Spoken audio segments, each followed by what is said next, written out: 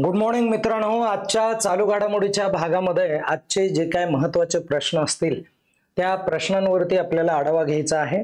आणि हे जे प्रश्न आहेत हे प्रश्न आपण परीक्षाच्या माध्यमातून किंवा परीक्षेच्या दृष्टीने कसे महत्त्वाचे ठरतील त्या पद्धतीने फ्रेम करण्याचा प्रयत्न केला जातो। त्यासाठी आपले जे काही प्रश्न आहेत ते व्यवस्थित करा मित्रांनो। याच्या संदर्भामध्ये महत्त्वपूर्ण ॲनालिसिस तुम्हाला प्रश्नाचं मी मोजक्या शब्दामध्ये देण्याचा प्रयत्न करतो, कारण आपलं जे लेक्चर आहे ते जास्त मोठं होऊ नये। कारण लेक्चर जे करंट अफेअर्सचे आहेत यासाठी तुम्हाला बोर होऊ शकतं, म्हणून आपण एकदम कमी वेळेमध्ये जास्तीत जास्त डेटा उपलब्ध करून देण्याचा प्रयत्न या ठिकाणी करत असतो।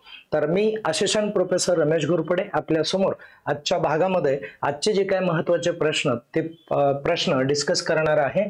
पहिला प्रश्न काय आहे बघा मित्रांनो, व्यवस्थित लक्ष द्या। पहिल्या प्रश्नाचं म्हणणं काय आहे तर ते आपण एकदा क्लिअर करूयात। 2025 मध्ये पी.व्ही. नरसिंहराव स्मृती पुरस्कार हा जो पुरस्कार आहे हा पुरस्कार खूप महत्त्वाचा आहे। यासाठी महत्त्वाचा आहे कारण हा जो पुरस्कार आहे हा पुरस्कार अर्थशास्त्र या विषयामध्ये दिला जातो आणि हा पुरस्कार कोणत्या माजी पंतप्रधानांना मरणोत्तर मिळालेला आहे किंवा प्रदान करण्यात आलेला आहे, त्यांना देण्यात आलेला आहे। आता त्यांचं निधन झालेलं आहे मागेच, ओके, काही वर्षापूर्वीच, परंतु त्यांना तो जो पुरस्कार आहे तो पुरस्कार दिलेला आहे। तर ते पंतप्रधान जे आहेत, बऱ्याच जणांनी हे आन्सर जे आहे ते फाइंड पण केलेलं असेल की डॉक्टर मनमोहन सिंग हे आहेत, कारण मनमोहन सिंग हे खूप चांगले अर्थतज्ञ होते आणि मनमोहन सिंग हे 1991 मध्ये जेव्हा पी.व्ही. नरसिंहराव यांचं सरकार होतं तेव्हा त्या सरकारामध्ये ते अर्थमंत्री होते। कोणते मंत्री होते? अर्थमंत्री होते। आणि त्यांनी काय केलं होतं मित्रांनो, तर एक आर्थिक धोरण आणलं होतं। न्यू इकॉनॉमिक पॉलिसी त्याला म्हटलं जातं। काय म्हटलं जातं? न्यू इकॉनॉमिक पॉलिसी म्हटलं जातं, नवीन आर्थिक धोरण। आणि हे जे नवीन आर्थिक धोरण आहे मित्रांनो, ते जे धोरण आहे ते कोणत्या नावाने ओळखलं जातं? LPG या नावाने ओळखलं जातं। म्हणजे एल स्टँड फॉर लिबरलायझेशन, ठीक आहे, प्रायव्हेटलायझेशन, ग्लोबलायझेशन।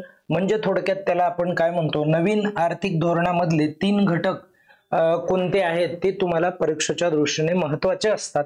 पहिला घटक कोणता आहे बघा, न्यू इकॉनॉमिक पॉलिसी मधला किंवा नवीन आर्थिक धोरणामधला, तर एक आहे उदारीकरण। काय आहे?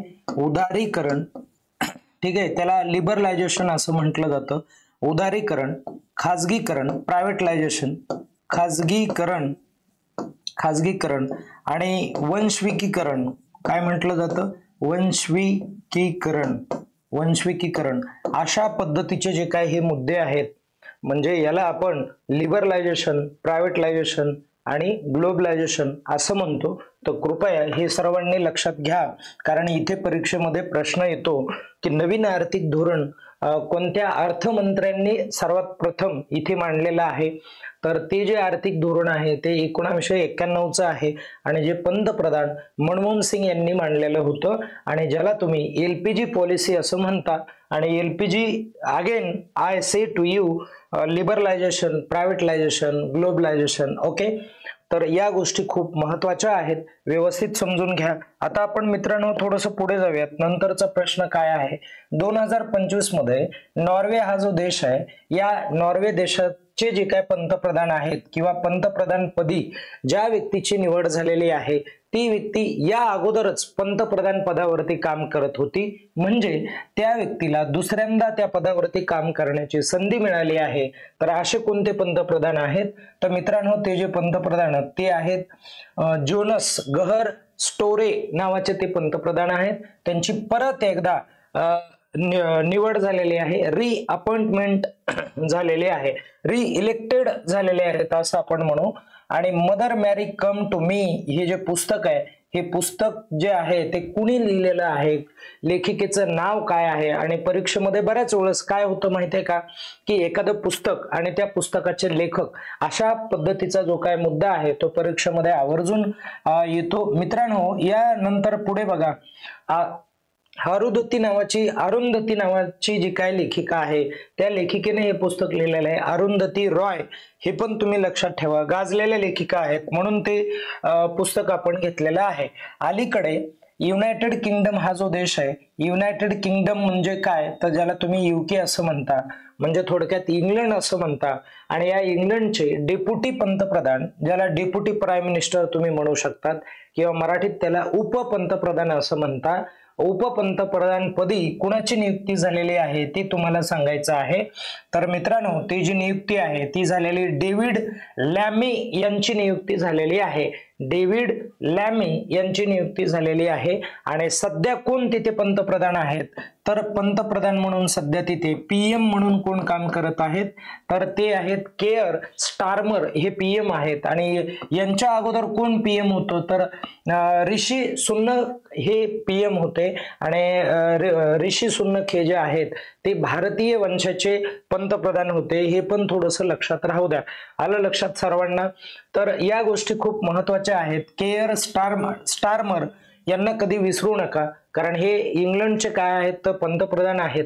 काय असतं मित्रांनो, की जगामध्ये जे देश एकदम पॉवरफुल आहेत किंवा विकासाच्या दृष्टीने नेहमी चर्चेत असतात, अशा देशाचे जे काही पंतप्रधान आहेत किंवा राष्ट्रपती आहेत, महत्वाचे राजकीय पद आहेत, त्याच्यावरची जी अपॉइंटमेंट आहे ती परीक्षेला तुम्हाला नेहमी विचारले जाते, म्हणून हे लक्षात ठेवणं गरजेचं आहे. आता त्यानंतर आपण पुढचा जो काय मुद्दा आहे तो बघूयात. बॉम्बे उच्च न्यायालय आहे, हे खूप महत्वाचं आहे. आणि बॉम्बे उच्च न्यायालयाचे मुख्य न्यायाधीश कोण आहेत, तर आता व्यवस्थित समजून घ्या, लक्षात घ्या, ऐका. आता बघा काय झालं मित्रांनो, की हे जे मुंबई उच्च न्यायालयाच्या संदर्भामध्ये काय आपण महत्वाचे प्रश्न डिस्कस करू. मुंबई उच्च न्यायालयाची जी काय स्थापना आहे ती स्थापना कधी झाली, तर हे तुम्हाला परीक्षेला विचारलं जातं. तर ती 14 ऑगस्टला स्थापना झाली होती. कोणत्या ऑगस्टला झाली होती? 14 ऑगस्ट 1862 ला त्याची स्थापना झाली होती. कायम लक्षात राहू द्या, हे परीक्षेच्या दृष्टीने खूप महत्वाचं आहे. आणि लक्षात ठेवा की ही जी स्थापना आहे मित्रांनो, ही स्थापना प्रामुख्याने म्हणजे स्थापना झाली तर हे भारतातलं कितवं जे काही उच्च न्यायालय ते उच्च न्यायालय ठरलं, तर हे भारतातलं, बघा, भारतातील हे दुसरे न्यायालय ठरलं, दुसरे हायकोर्ट ठरलेलं आहे. लक्षात आलं तुम्हाला? आणि पहिलं हायकोर्ट कोणतं आहे, तर पहिलं हायकोर्ट हे कलकत्ता आहे, हे पण थोडंसं लक्षात राहू द्या. त्यानंतर परत पुढे नंतरचा प्रश्न तुम्हाला विचारला जाईल की आता ही जी उच्च न्यायालय जे असतं, या उच्च न्यायालयाची स्थापना संविधानातल्या कलम क्रमांक कितीनुसार होते, तर कलम क्रमांक मित्रांनो 214 नुसार होते. हेही लक्षात राहू द्या. 214 ने काय होते, या उच्च न्यायालयाची स्थापना होते. 214 ते 231 पर्यंत हे सगळं उच्च न्यायालयाच्या बाबतीमधले हे कलम आहेत, इथपर्यंत 231 पर्यंत. मग उच्च न्यायालयामध्ये मुख्य न्यायाधीश असावा, इतर न्यायाधीश किती असावे, त्यांचं पेमेंट काय असावं, त्यांची निवड कशी केली जाईल, या सगळ्या गोष्टी इथं दिलेल्या असतात. आता त्यानंतर आपण पुढचा मुद्दा बघू. हे कलम झाले. आता त्यानंतर तुम्हाला विचारलं जाईल की हे जे भारतामध्ये एकूण, बघा, भारतामध्ये सध्या एकूण हायकोर्ट किती आहेत असं विचारलं जाईल. हायकोर्ट जे आहेत ते किती आहेत, तर हायकोर्ट आता 25 आहेत. किती आहेत? 25 आहेत. ते असं पण विचारतात 25वा हायकोर्ट कोणता आहे, तर ते अमरावती आहे. बघा, महाराष्ट्राची नाही तर आंध्र प्रदेशची अमरावती हे आहे, अमरावती. लक्षात घ्या, 25वा हायकोर्ट आहे ते.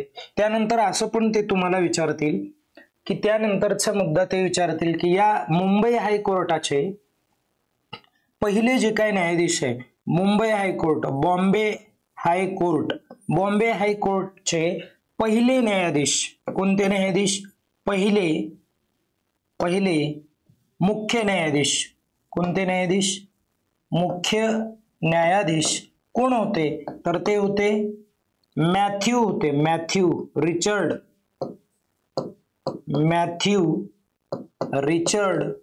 रिचर्ड सॉस हे होते. ओके, त्यानंतर ते असं पण विचारतील तुम्हाला की पहिले, आता हा बघा इथे हे तुम्ही क्लिअर करून घ्या की हे जे मॅथ्यू रिचर्ड सॉस आहेत हे ब्रिटिश न्यायाधीश होते. कोणते न्यायाधीश होते? ब्रिटिश न्यायाधीश होते. मग भारतीय न्यायाधीश पहिले कोण होते तर ते पण तुम्हाला विचारलं जाणार आहे.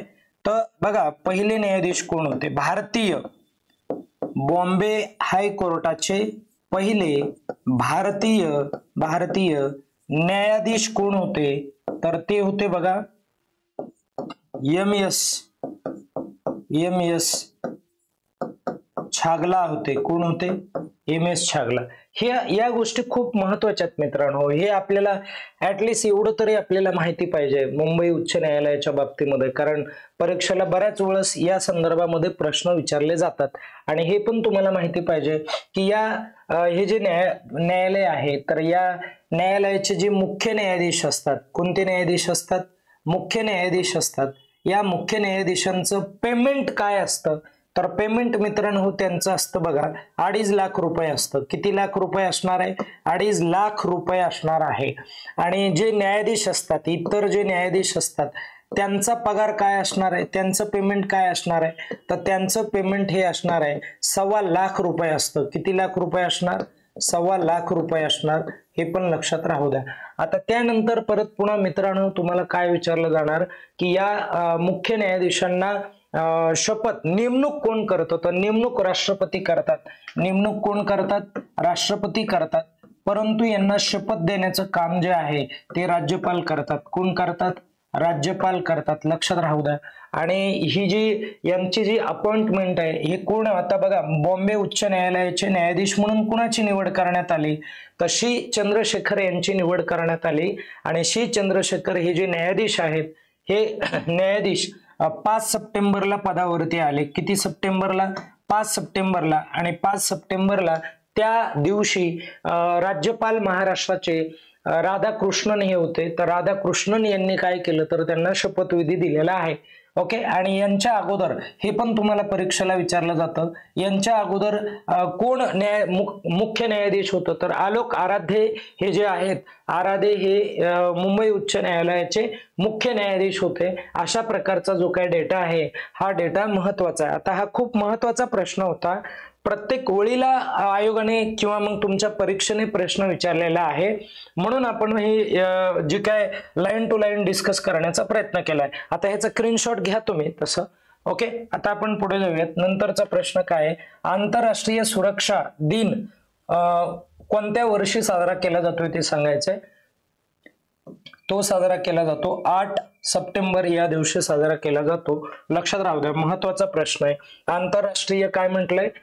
साक्षरता म्हटलंय बरं का, सॉरी साक्षरता म्हटलंय. मित्रांनो साक्षरता म्हणजे काय तर असा माणूस की ज्याला थोडक्यात लिहिता वाचता यायला हवं, हे भारतातली संकल्पना आहे.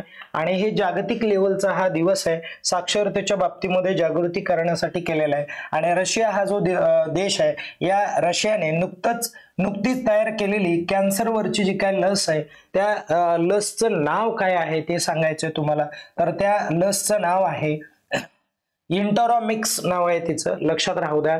कोवॅक्सिन, स्पुटनिक किंवा मॉडर्ना हे सगळे या कोरोनाच्या लस होत्या. ओके, आता आपण पुढे जाऊयात. नंतरचे बघा 2026 मध्ये G20 नावाची ही संस्था आहे.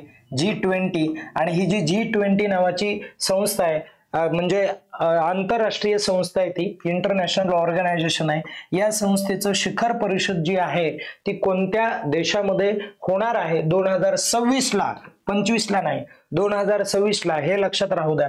आता हे पण क्लिअर करा मित्रांनो की 2024 जे आहे, 2024 किंवा 2023 चा जर विचार केला तर ही शिखर परिषद भारतामध्ये पार पडली होती. भारतामध्ये पार पडली होती. आणि 2024 चा जर तुम्ही विचार केला तर 2024 ला ब्राझीलमध्ये ही जी हे आहे शिखर परिषद आहे ती पार पडली. 2025 चा विचार केला तर साऊथ आफ्रिकेमध्ये ही पार पडलेली तुम्हाला दिसेल. साऊथ आफ्रिका इथे पार पडलेले दिसेल आणि 2026ला आता कुठे तर अमेरिकेला होणार आहे. कुठे होणार आहे? अमेरिकेला, म्हणजे थोडक्यात USA या ठिकाणी होणार आहे. लक्षात राहू द्या. ओके, USA या ठिकाणी होणार आहे. आता 2-3 गोष्टी लक्षात राहू द्या. परीक्षेच्या दृष्टीने काय गरजेचं आहे तर ते असं विचारतील की ही जी G20 नावाची संस्था आहे, या संस्थेची स्थापना कधी झाली. पण मी स्थापनेच्या अगोदर जातो. स्थापनेचा जर तुम्ही विचार केला मित्रांनो, तर ही जी स्थापना आहे, ही स्थापना प्रामुख्याने ही बघा 1975 मध्ये झाली होती. बघा 1975 मध्ये, आणि 1975 ला जेव्हा स्थापना झाली तेव्हा या वर्ल्ड ऑर्गनायझेशन मध्ये फक्त 7 देश होते, म्हणून त्या संस्थेला आपण G7 असं म्हणायला लागलो. ओके, आता त्यानंतरचा भाग बघा. नंतरची स्थापना कधी होते, या संस्थेमध्ये काही देश ऍड होतात, म्हणून ही 1999 ला स्थापना होते. बर्लिन या ठिकाणी तेव्हा संमेलन भरलं होतं, बर्लिन या ठिकाणी. लक्षात राहू द्या. आणि हे G20 नावाची संस्था आहे, ही संस्था अस्तित्वात आली. ओके, एवढं तरी ऍटलिस्ट आपल्याला माहिती पाहिजे. पुढे नंतरचा प्रश्न बघा. जागतिक आत्महत्या प्रतिबंधक दिवस जो आहे तो कधी साजरा केला जातो तो तुम्हाला सांगायचा आहे. आता लक्षात ठेवा, आत्महत्या करणं हा पण एक गुन्हाच आहे, आणि हा जो दिवस आहे, हा दिवस आपण 15 ऑक्टोबर या दिवशी साजरा करतो, तेही लक्षात राहू द्या. एक शेवटचा प्रश्न चला. हे बघा, या ठिकाणी म्हटलंय की राष्ट्रीय अभियंता दिन भारतात कोणत्या दिवशी साजरा केला जातो, तर राष्ट्रीय अभियंता दिवस हा जो आहे तो प्रामुख्याने इथे 15 सप्टेंबर या दिवशी साजरा केला जातो मित्रांनो. ओके, आता हे पण तुम्हाला क्लिअर झालं पाहिजे की हा जो दिवस आहे, हा दिवस कुणाच्या नावाने साजरा केला जातो, तर विश्वेश्वरय्या नावाची जी काही व्यक्ती आहे, जे भारतातले पहिले इंजिनियर आहेत, वेगवेगळ्या क्षेत्रामध्ये त्यांचं उल्लेखनीय असं इंजिनिअरिंगच्या फॅक्टरमध्ये काम असलेलं तुम्हाला दिसेल, आणि म्हणून त्यांचा जो जन्म दिनांक आहे तोच काय केला जातो तर इथे एक इंजिनिअरिंग दिन म्हणून साजरा केला जातो. या ठिकाणी आपण थांबूयात. हे जे प्रश्न आहेत, हे प्रश्न तुमच्या परीक्षेच्या दृष्टीने टर्निंग पॉइंट ठरतील, त्यासाठी हे प्रश्न लिहून घ्या. हे सेशन खूप महत्वाचं होतं. या ठिकाणी थांबूयात. स्वतःची काळजी घ्या आणि अभ्यास करा.